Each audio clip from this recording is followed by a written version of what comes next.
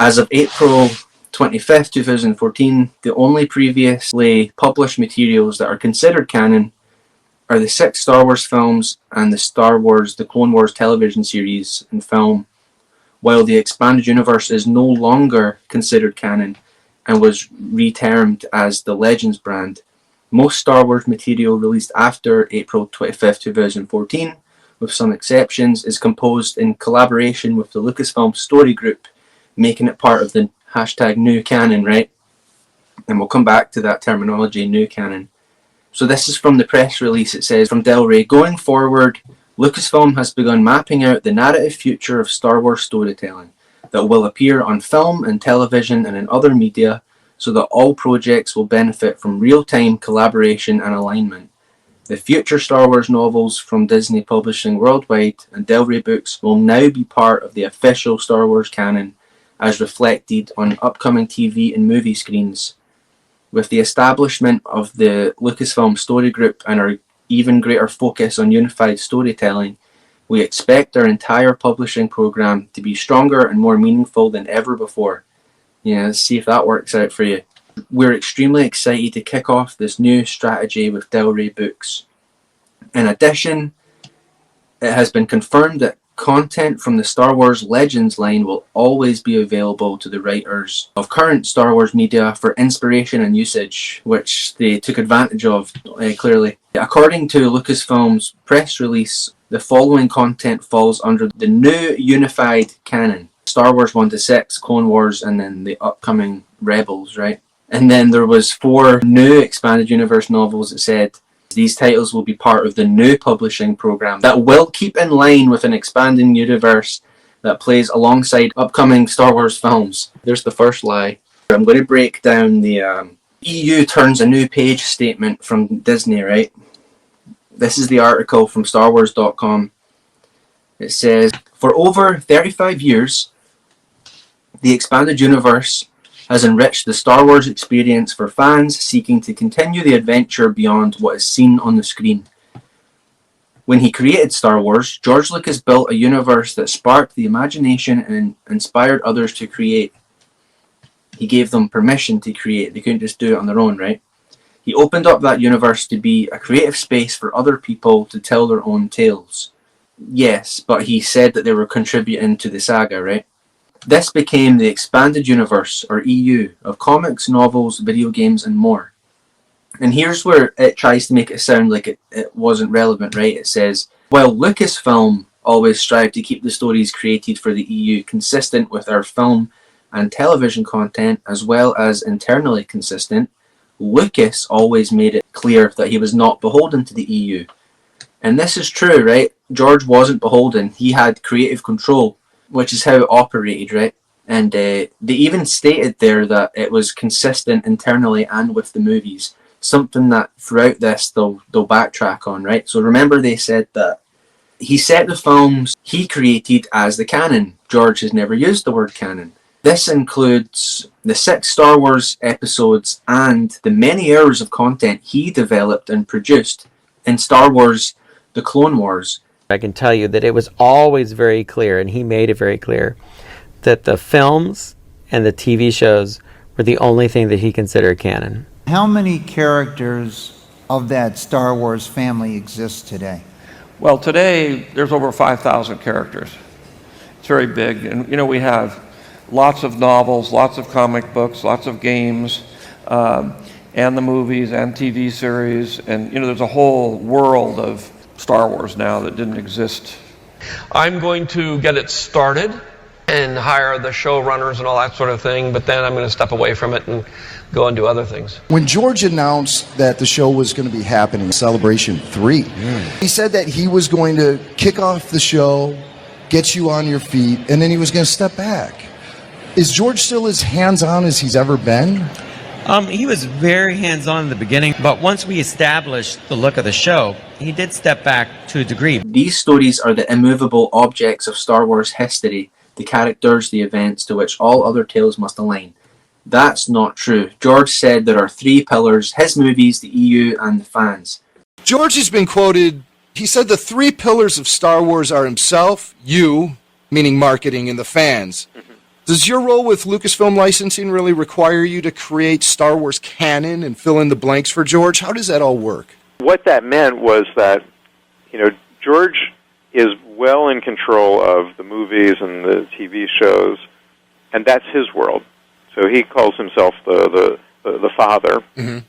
And the world outside of that is way too big for him to personally supervise. And he's entrusted that to me, and he calls me the son in that holy trilogy. Lumping TCW in with the movies is a Disney thing. George even said that the first 6 are his and his philosophy, right? I've kind of lost control of Star Wars, so it's going off in a different path than what I intended.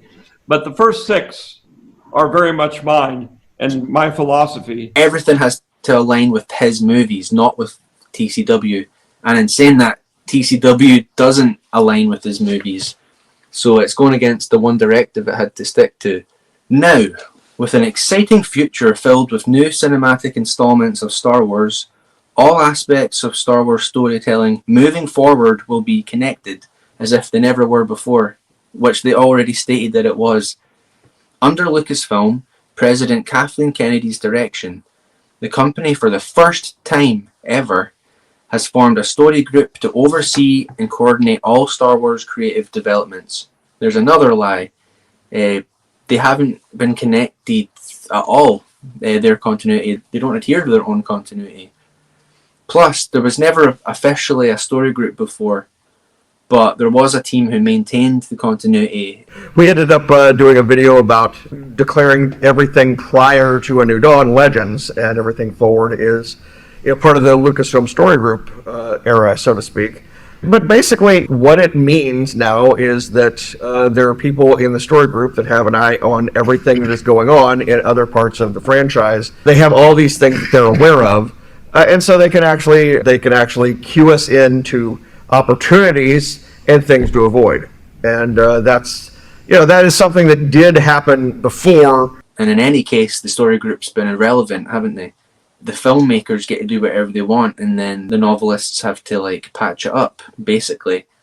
They don't have to be listened to. Apparently, the movie makers get to do whatever they want to. We novelists, and then they got to figure it out. and then they've got to kind of spackle it. Whereas the EU used to expand on the movies, now their EU has to explain their movies. We have an unprecedented slate of new Star Wars entertainment on the horizon, said Kennedy. We're set to bring Star Wars back to the big screen and continue the adventure through games, books, comics, and new formats that are just emerging. Just emerging. It's not like they've been around for the last 30 odd years. This future of interconnected storytelling will allow fans to explore this galaxy in deeper ways than ever before. Again, it was being done before. This is something that already existed. KK was also out there stating that they didn't have source material, which George specifically told her was a treasure trove that he was passing on to her to utilise in the movies and stuff. Take the EU and make movies. And obviously we have hundreds of books and comics and everything you could possibly imagine. So, I sort of moved that treasure trove of stories and various things to Kathy, and I have complete confidence that she's going to take them and make great movies. She also said that the authors went off in their own directions and it had nothing to do with George, which is also false. It's a straight up lie, actually. Anyone that's been following this channel for any length of time have seen evidence that George was involved with the EU and that it was kept consistent. Again, they confirmed this earlier in the article. The original saga was about the father, the children, and the grandchildren. And that's not a secret to anybody. It's even in the novels and everything. I had a long talk with Mr. Lucas out at Skywalker Ranch about Revenge of the Sith. And I asked him a lot of questions. We spent a lot of time talking about Jedi and how he wanted the book to feel and stuff like that. And, in those days, there was none of this kind of canon wars came about later on. It was all canon. Everything published was canon. The final version is very much a collaboration between me and him because it was his story and then my words and then his edit. He did a line edit. And here's the kicker in a minute. In order to give maximum creative freedom to the filmmakers and also preserve an element of surprise and discovery for the audience. So there's the real reason. It's not creative freedom, it's an element of surprise. Not that any of these normies have read the stuff, right? Star Wars Episode 7, 8, and 9 will not tell the same story told in the post-Return of the Jedi expanded universe. The continuity, it was a bit controversial, but it got rebooted, kind of wiped clean, which I think is a good thing. And now moving forward, fingers crossed, everything is just kind of smooth from here on out. It should all line up across. That's definitely the goal. Yeah. Yeah. And that's what we aspire to. Yeah. Yeah, I think like ultimately no one could have predicted in the past that we'd be standing here talking about Episode 7 and having no idea what that storyline was going to be. So it's a bit of a trade-off. Like, we definitely love the books that came before, but given the choice of creating a new story on the film where you don't know what's going to happen, it's all brand new, I can totally understand the reason. I mean, it's interesting because it puts everybody on the same playing field, because there's no one that has an advantage about having prior knowledge. It would have been really difficult to make Episode 7, 8, 9, trying to fit it into the continuity of all of the books, and Mara Jade and the New Jedi Order. And if it was never canon, right, why do they feel like they need to declare this? You know what I mean? If it was just random books no one cared about, then why are they having to tell you, like, we don't want to confuse you, like, we're not telling the same story? It doesn't make sense. When we start with the new stuff, it's just sort of refreshing, because having a clean slate, you have so much less baggage. So it's for the element of surprise and, as they say, maximum creative freedom. If that's the case, then why have they just cherry-picked from the EU stories all along, twisting elements and perverting them? Goes on to say, while the universe that readers knew is changing, it is not being discarded. Creators of new Star Wars entertainment have full access to the rich content of the expanded universe. For example, elements of the EU are included in Star Wars Rebels, and all these ideas find their origins in role-playing game material published in the 1980s. Yeah, that's because George loved the role-playing games and gave it to the authors to utilize to expand the universe. There's nothing new. They should be using that stuff, but what they're doing is different. They're changing it. What did Filoni say? It would be rude to take these things and make them into something that they aren't, which is exactly what he's done and continues to do. There have been times when we wanted to use things from the EU, and I was like, yeah, but we can't use it that way, so I don't want to use it and change it. I don't want to use it and make it something completely different. That's rude. How rude! Creatively bankrupt is what I've written there. It's so dishonest, man, like reading it. The whole thing's based on a false premise and trying to make it sound like it's nothing. And I know, and I fully respect people's opinion about it, that some of the material said the next canon part of it, okay, but like from the filmmaking world that I was brought into, the TV series, the films were it. So it was not a big change for me when everyone was saying everything's legend status now. I'm like, yeah, that's what I've always understood. It's all legend status. When we were writing those books, we were told we were writing canon. So at that time, we were creating canon. And so anybody who says they were never canon is just incorrect. It says, demand for past tales of the expanded universe will keep them in print, presented under the new Legends banner. And then this goes into what Del Rey told us. On the screen, the first new canon to appear, there's that phrase, new canon, as opposed to old canon. There can only be one canon. That's how canon works. You hear people say that, like, this statement never specifically said decanonized, right? Here they're saying new canon. The first new canon to appear will be Star Wars Rebels. In print, the first new books to come from this creative collaboration include novels from Del Rey Books. First to be announced, John Jackson Miller is writing a novel that precedes the events of Star Wars Rebels and offers insight into a key character's backstory. Within input directly from executive producer Dave Filoni. Filoni had input. They're talking about how it all needs to connect and stuff like that. We know for a fact Dave Filoni doesn't care about continuity. So there's a problem right off the bat. People get into all these debates of what's canon, what's not, and sometimes forget just the special nature of telling a good story. Do you think Ahsoka's going to live through Clone Wars, or am I going to change continuity? You can do whatever you want. It's your show, dude. Oh, that's true. That's true. I could do that, couldn't I? Well, who knows? It's all up for grabs. So he's pretending that these books matter when in fact he disagrees with them whenever he wants to, because it's all a campfire story to him. It changes with every retelling. If you don't believe me, Dave Filoni views Star Wars as a campfire story. Dave Filoni and I once had this argument that educated me greatly, because I was all concerned. There was this thing I was recording as Darth Maul for this audiobook, and it wasn't, strictly speaking, consistent with something that we did in Clone Wars. Right. And I said, Dave, what should I do? Should I tell them to change the line? Should I blah, blah? What do you think? And how do I solve this problem? And he just said, Sam, it's good if the stories are different. Well, what do you mean? It has to be consistent. He's like, no, it doesn't. No, it doesn't. These are all tall tales. And they all of the tellings, it's great if it's a little bit different. That's reason to go seek that out, to get a different perspective on the same story.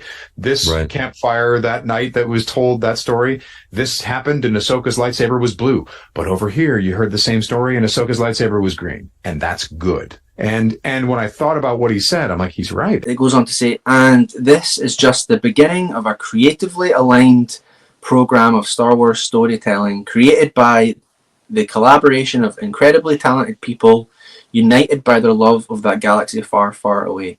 So that's a joke. Creatively aligned program of Star Wars storytelling. And these people don't care about Star Wars. Darth Plagueis, right? Darth Plagueis. Can't even get his name right.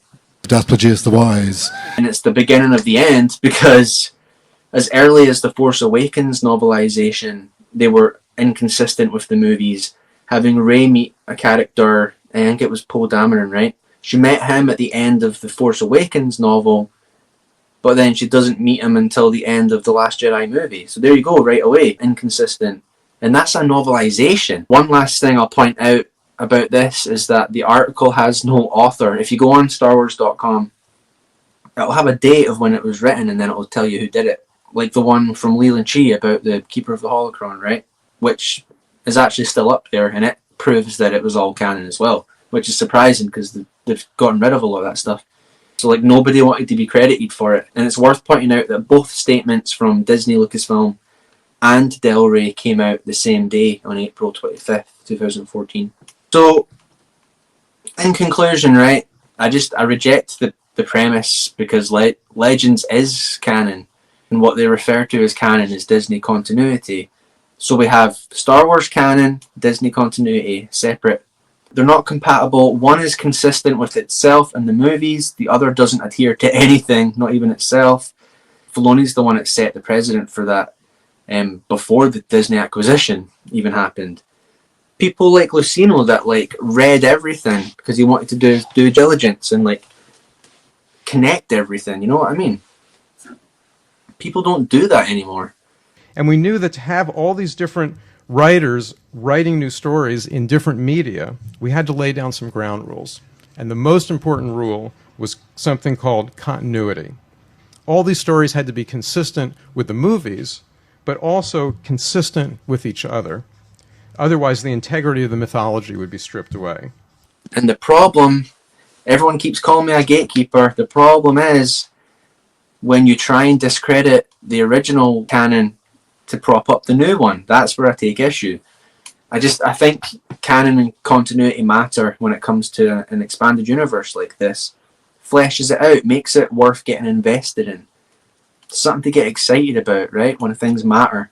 So, yeah, rant over.